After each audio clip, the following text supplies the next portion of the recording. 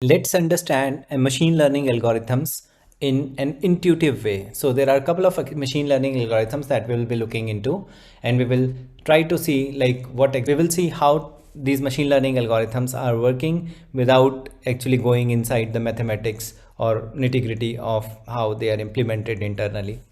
So the very first algorithm that we are looking at is linear regression. So you must have done this kind of calculation, what is the salary of a person given we have the number of years of experience. So it's very easy to predict. Maybe in different countries, different regions, different companies, there is a benchmark or there is a standard. So a lot of times what we do, like we know that 3 years experience, so we multiply that with X factor.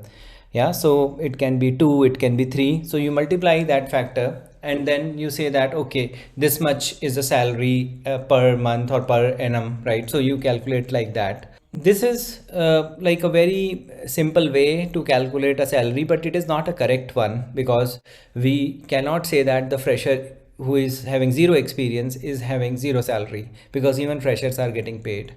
So what I want to communicate here is we are saying we have some intercept also. That means like even the experience is zero, then also there will be certain Y component. That means like there will be some salary. So let's say X is number of years of experience and Y is salary. So there will be some salary which will be paid.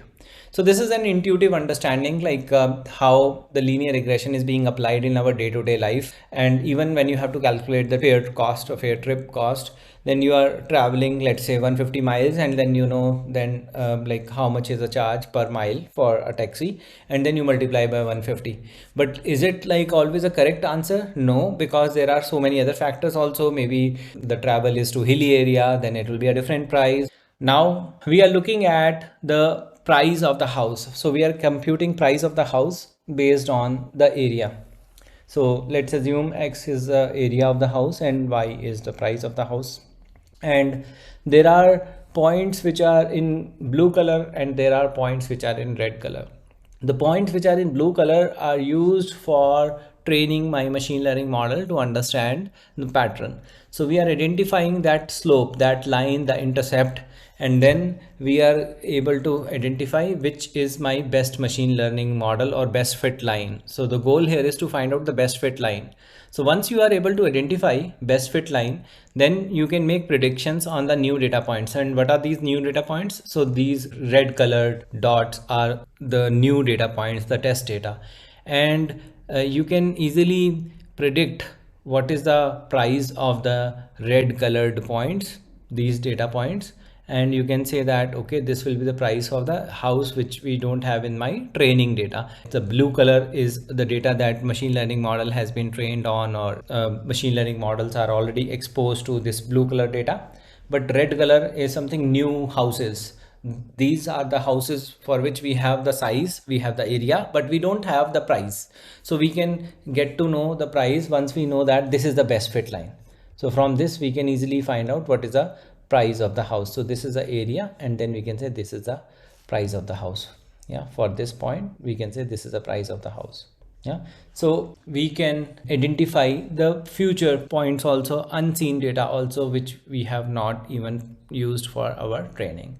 So that's how linear regression is able to identify the price of the house, or maybe you want to find out price of the trip, or maybe salary of a person. So there are so many use cases. Another machine learning model is logistic regression that we are talking about, and this is a probabilistic model. In this particular case, we are talking about telecom provider, and we are talking about a use case called customer churn. So customer churn is a very common use case in which we are predicting whether the customer will leave the services or not. So let's say 0 means customer will not leave, 1 means customer will churn, that means customer will leave. So there are many attributes. So let's say we are talking about only a single attribute, and this attribute can be a business specific attribute. It can have a value maybe between -2 to 2. And we are having certain data points, and when we look at these data points, the value is usually less than 0, then it is less probability, 0 probability, close to 0 probability. That means customer will not churn. But if the probability is close to 1, that means the customer will churn. So if the value of this feature is greater than 0. So you have to be domain expert to know how to select the features, but there are other mathematical ways also to select features when we are building a machine learning model. So when we look at this, you can see there is overlap also.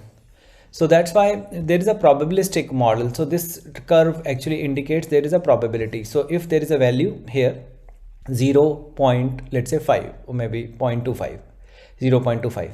So when we have 0.25, then we'll say after machine learning model is trained. So somewhere here, we are here somewhere, and we will see that the probability is 0.7. So 0.7 means there are chances, 0.65 or 0.7 is a chance that the customer will churn. And if let's say a value is somewhere here, then the probability will be low for customer churn and it will be close to 0, and then we can say customer will not churn. So that's why it is called probabilistic model. It's not sure, it is not confirmed, but there is a degree of confidence that we are talking about.